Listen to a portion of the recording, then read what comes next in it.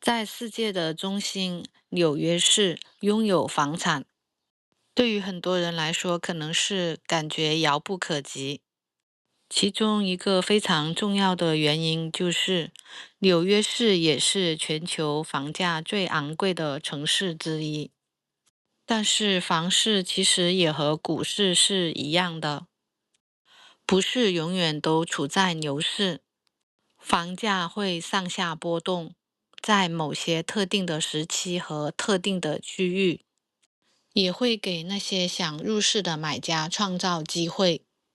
专业地产网站的数据就显示，纽约市的部分地区的房源库存明显的增加，房价正趋于下降。那么这就给那些打算进军纽约的购房者提供了入场券，也给那些正在选房的买家提供了比往年更大的议价能力。纽约市有10个社区，房源的数量不断的增加，而房价却在下跌。纽约市的房地产的特点是稳健，它不太会大跌大涨。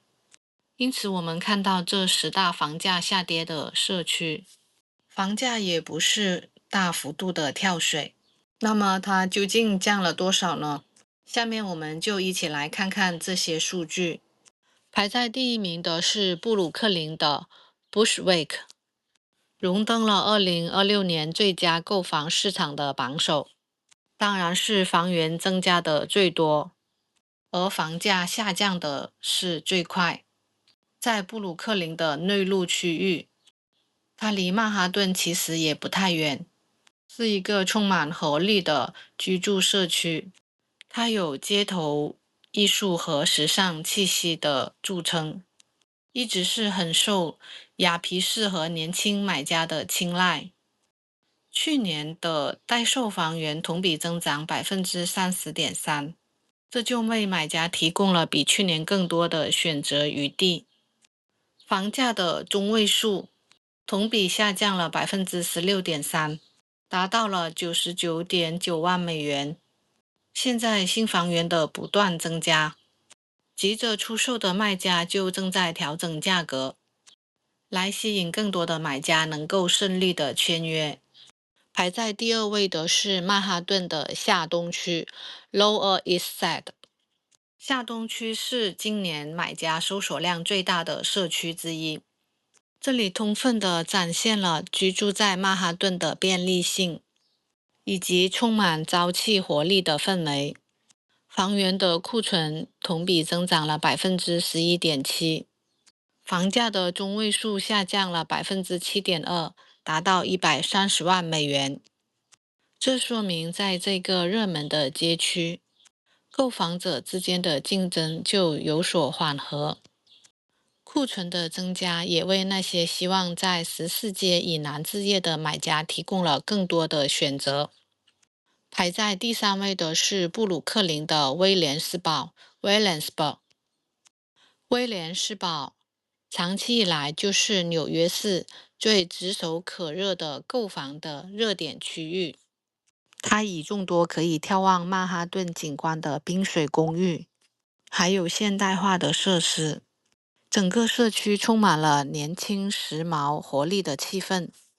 数据显示，威廉斯堡的市场行情略微向买家倾斜，房价的中位数同比下降了15.6%，达到了179万美元，库存量增长了5.1%。随着买家选择的增多，这个距离曼哈顿仅1站地铁的理想社区，就比您原先想象的就更容易拥有。排在第4位的是布鲁克林的羊头湾 Sheephead Bay， 是这个榜单上价格较为亲民的选择之一。它虽然离曼哈顿比较远，但是它临近大西洋的海湾。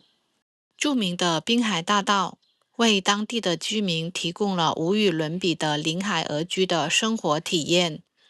房价的中位数同比下降19.4%，达到了51.5万美元，库存量小幅的增长3.8%。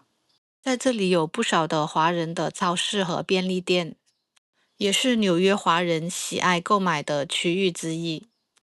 排在第5位的是布鲁克林的克林顿山 （Clinton Hill），它是以富有历史韵味的褐石建筑和绿树成荫的街道闻名。它的房源库存量同比增长了4.8%，房价的中位数下降了14.2%，达到了114万美元。这里的房产大致是以古老的联排别墅为主。近年来，这里也出现了一些中小型的新建公寓，对于那些喜欢纽约传统特色街区的年轻的买家就很有吸引力。排在第6位的是皇后区的秋园 （Kew Garden），主要是吸引了很多希望能够兼顾实惠的房价以及公共交通的便利性的这样的一些买家。这个区域是在皇后区的内陆，非常临近著名的皇后学院和法拉盛，这里也是很多华人居住的地区。房价的中位数同比下降了2.8%，达到了36.5万美元。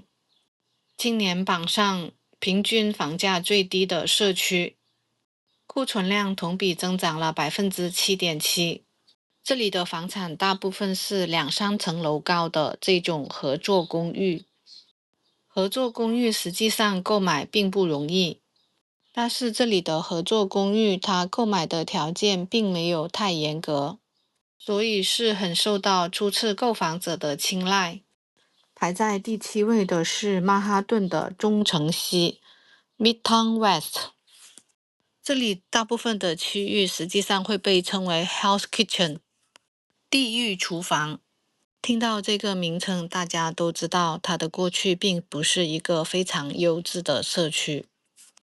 这个名字听起来还是挺恐怖的，但是它现在可是曼哈顿最受欢迎的房产热门区域。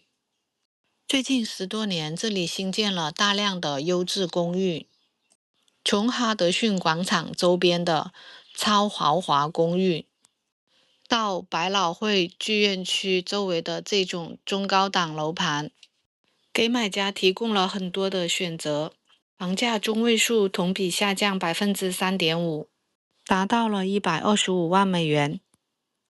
库存量增长了7.4%，这就使得购房者拥有了更大的议价能力。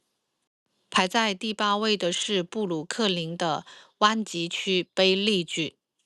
这个社区曾经是意大利裔和希腊裔的社区，因此拥有一些欧洲城市的风格。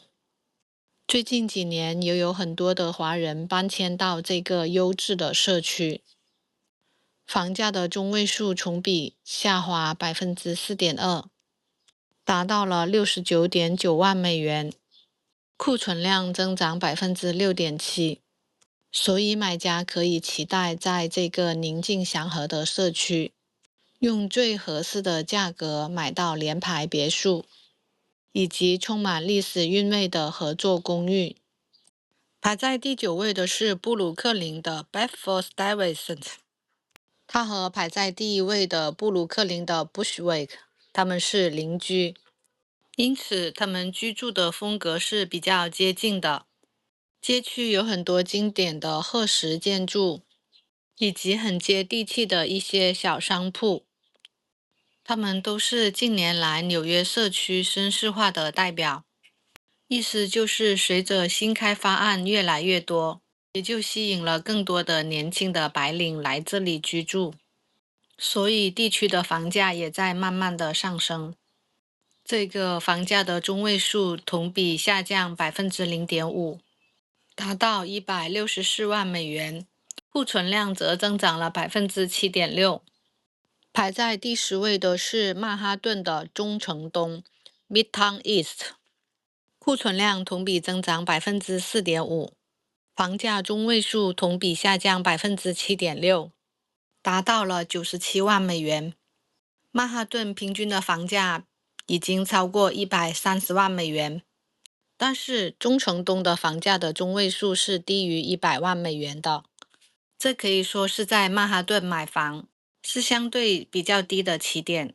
最大的特点就是交通便利，生活的配套设施非常的齐全，前往大中央车站、时代广场以及中城办公区，还有各大高校都是比较近。感谢您的收看，欢迎订阅。